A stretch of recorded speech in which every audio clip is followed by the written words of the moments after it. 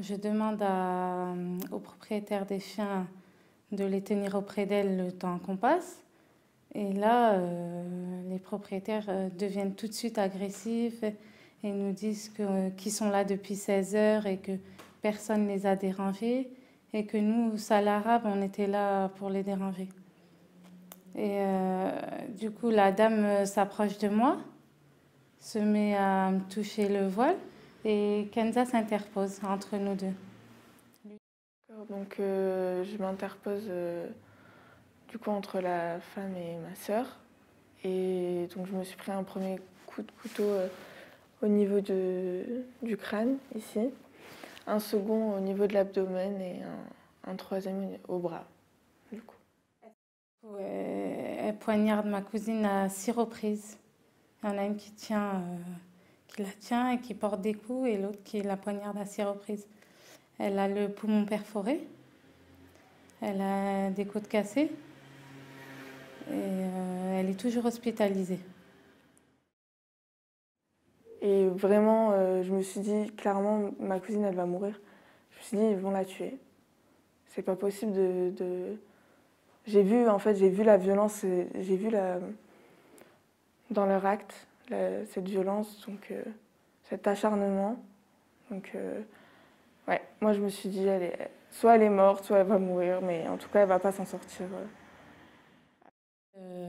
Du moment où je leur ai demandé de tenir leur chien, je les ai sentis agressifs. Je les ai sentis agressifs. Et je pense que si je ne portais pas le voile et si on n'était pas d'origine étrangère, parce qu'on est française, je pense que ça ne serait pas passé pareil. Ça n'aurait pas été la même chose avec quelqu'un d'autre. Parce qu'elles se sont tout de suite emportées. Ce que j'ai ressenti sur le coup, c'était... je pensais... pour moi, je pensais mourir, sincèrement. Alors, nous avons déposé une plainte pour tentative d'homicide volontaire avec arme en réunion et avec une autre circonstance aggravante qui est le caractère raciste, c'est-à-dire en raison de l'origine ou de la religion, à savoir le fait qu'elles aient été traitées de sales arabes au moment de l'acte et que le voile de Hanan on a tenté de lui retirer son voile au moment de l'acte. Vous savez, le terrorisme islamiste a un programme qui est écrit. C'est de commettre des attentats afin que les musulmans soient stigmatisés et que cela entraîne encore plus de terrorisme et de radicalisation. C'est exactement dans ces pas que le gouvernement et beaucoup de forces politiques se mettent aujourd'hui.